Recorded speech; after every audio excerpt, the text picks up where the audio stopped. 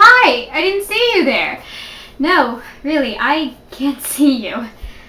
Anyways, welcome to part 2 of my video. If you haven't seen part 1, I suggest watching that first because I'm basically going to exactly where I left off. So, I go check that out. There should be a card somewhere around here, and I will also leave a link down in the description. But without further ado, let's get started with the video. So then, the next chapter is actually one that's more about Peter than Fudge. All the other chapters, for the most part, except for I guess the first chapter, was mostly about Fudge, but this one's actually more about Peter. And basically, he's working on a school project, and Fudge messes it up. And he gets really mad, and then they redo the project. He fights with Sheila because apparently he's in his group. And yeah, it's not a very eventful chapter, but I really like this chapter because this is really the only time we ever get to see Peter really interacting with his friends, how he handles school. It's really the only chapter about school in this entire book. And I think it really teaches us more about Peter. And it teaches how he really values perfection, which even explains why he's so appalled by Fudge. And his mother clearly can't watch her kid, and I know being a mother is hard, but I'm like, can you just keep him out of the room? Like, I mean, this little kid, I know he's a little kid, and like, my little brothers would come into my room all the time and take my stuff, but like, really?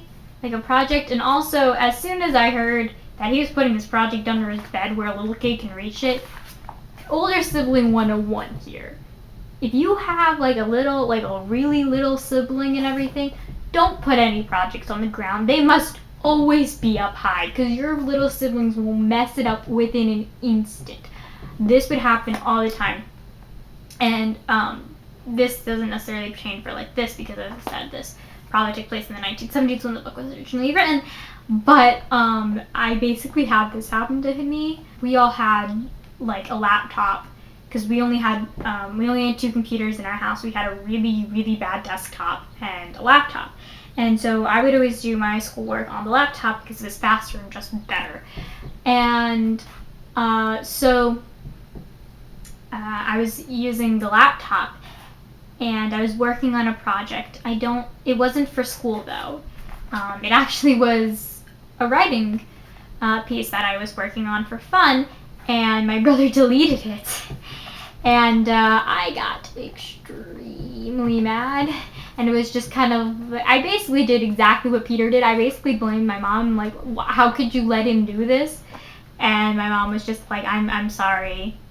You're just gonna have to do it all over again. And yeah, he didn't make it. But you do see how Peter basically overcomes this challenge. Yeah, he's super mad. He gets mad at his mom and basically storms up. But very quickly, you know, he gets a new poster board. He works on it. The other kid who was working on the poster, Jimmy, his best friend, was just kind of like, it's okay. I get it. It's all right. It's chill. But which I guess was kind of neat of him. But so that was that. And then in chapter 10, this is like the serious story. Like this is the story that when I was in 4th grade, it didn't make me cry when I read it this time, but when I was in 4th grade and 5th grade, this story legit made me cry. And the reason why isn't what you might think, but yeah, this story made me cry. So basically what happens is Fudge literally eats Peter's turtle. And I've already discussed this, but this turtle literally means everything to Peter.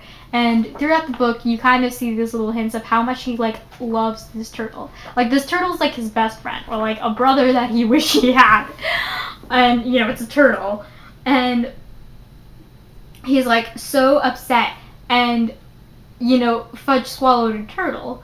And so the mom, remember how I said how she freaks out during crisis?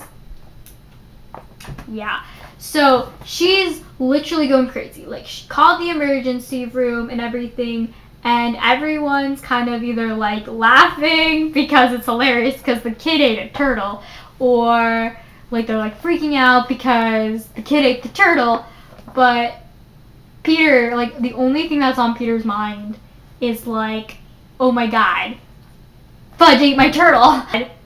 Seriously, Fudge took this away from me? Like, how dare you? And like, there's like this really emotional moment. I guess Peter doesn't really realize that if you eat a turtle, it's probably dead or like will die. And literally, like, the entire time, all he's thinking about is this turtle gonna be alright? Like, why isn't anyone thinking of him? And he's just so upset, and everyone around him is just worried about Fudge. And, you know, and Peter's like heartbroken. He's just like, what? Like, how did this happen?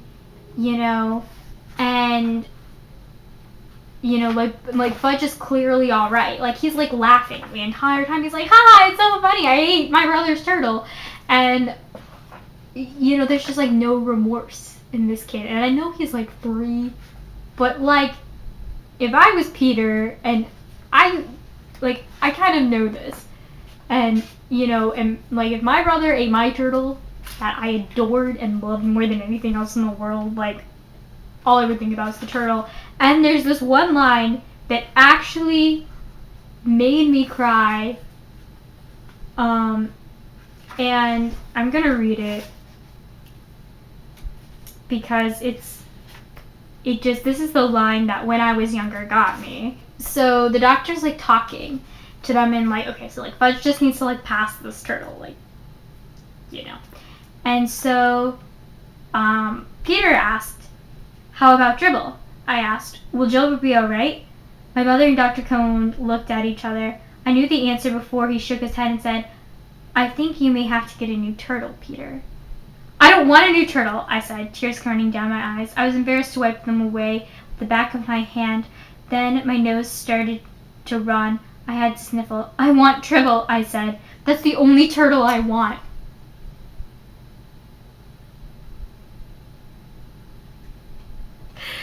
Yeah, man, that part really gets me. It's like, oh no, his turtle's dead. And then this is when I literally started bawling at the end. And I think it was like during like reading time, and I think people were thinking I was weird. But it said, and so he's talking with his grandma, because he's staying with his grandma while like his parents are at the hospital with Fudge, because, you know, Fudge needs to pass this turtle.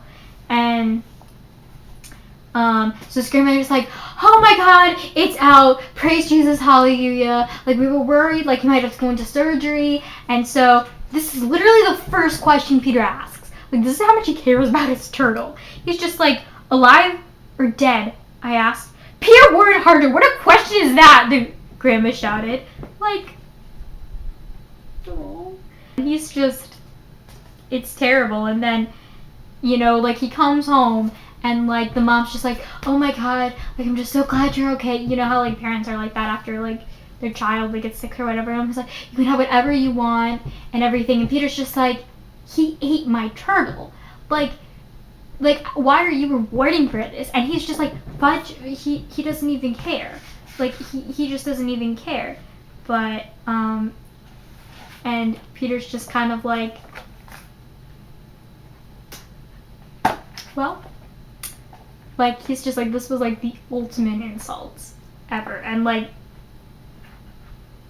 it's terrible. It's just the worst thing ever. And oh god, it hits me. It really hits me. It's just so sad. And then in the end, you know, Peter's like depressed, and he's just like, he's going through grief, man. And his dad gives him a dog, and he names the dog Turtle, like in memory of his turtle, and I'm like, ah! Oh man, I can't with this. It's just, yeah, so I think that's the reason why I love this book so much. And just that last chapter, it really, really hit me. And I guess at the time I read it, and I was going through a lot, so I needed this book. And so the reason why I love this book is essentially because of that last chapter. It really is, and when you really read it, it's very much more impactful than, probably me just reading it. But oh man, yeah. But the reason why, now this is actually the first book in a series, and it actually has all the books right here. There's Fudge-O-Mania, Super Fudge, and Double Fudge, and otherwise known as Sheila the Grave. So in all the other books, I think 3 are still told by Peter. I don't think any of them are actually in Fudge's perspective, or otherwise known as Sheila the Great, which is about, or Sheila, the annoying girl, which is interesting. But what I find so ironic, kind of like a real life comparison, is all of our other books are titled Fudge, and they're all literally just about Fudge. There's like basically nothing about Peter. I think Peter's tells most of these stories, but like basically like none of them, except in Sheila, it is mostly about Sheila. But in that book, I mean, it's in the same world, but like it's not really part of this like series. But I find it so ironic and actually heartbreaking, because like this like thing in the book is that no one appreciates Peter, for what he is and everything. And like you see like the author though like treating Peter as like the second grade character, unlike the main character. And like there's more you could have explored with Peter, and I guess they did this in this book a little bit, but I always was so disappointed by the other Fudge books, because they're not about Peter, they're about Fudge. And Peter was the character I recognized with. I didn't care about Fudge as much. Like, I wanted to know more about Peter and his struggle. And yeah, I liked some of the funny stories, but for me it was more about that. And that's why I like this book, because this book is really about Peter and his turtle.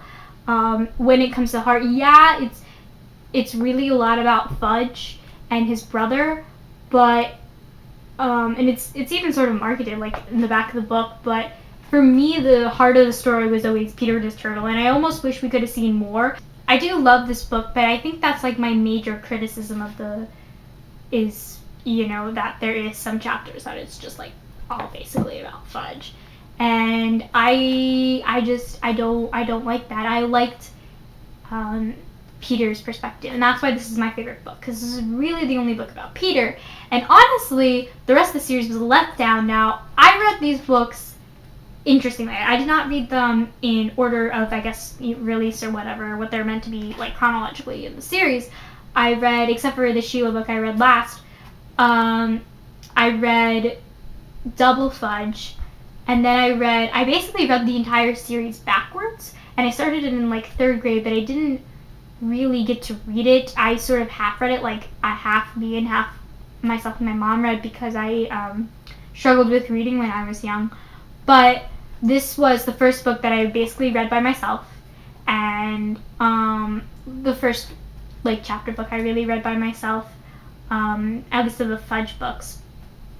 And this was the one book that I was like, this is like the most underrated in the series. I think this is one of the least popular ones, at least.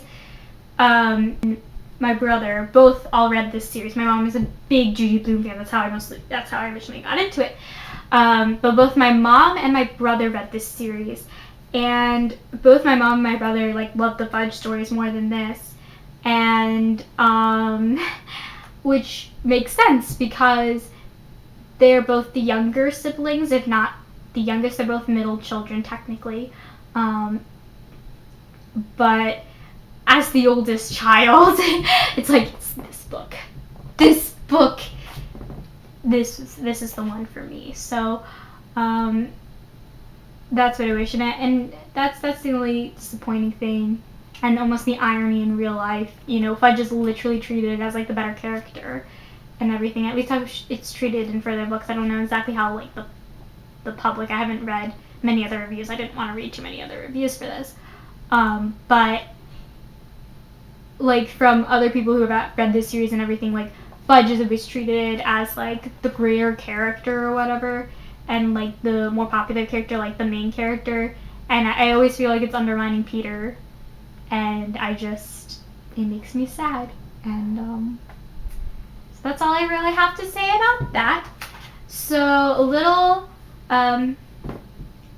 I will be posting videos every other week, if not every week. My schedule for right now is every other week. I'm hoping to go to every week, once a week eventually. As I mentioned earlier, I am a writer, and my friend and I have recently, myself and my writing partner have actually recently just started a blog and a website, so you can check that in the link below. Also check out our Facebook page, and if you like this video, like it. If you want to see more from me, subscribe. That would be nice. And I will see you in the next video. Bye.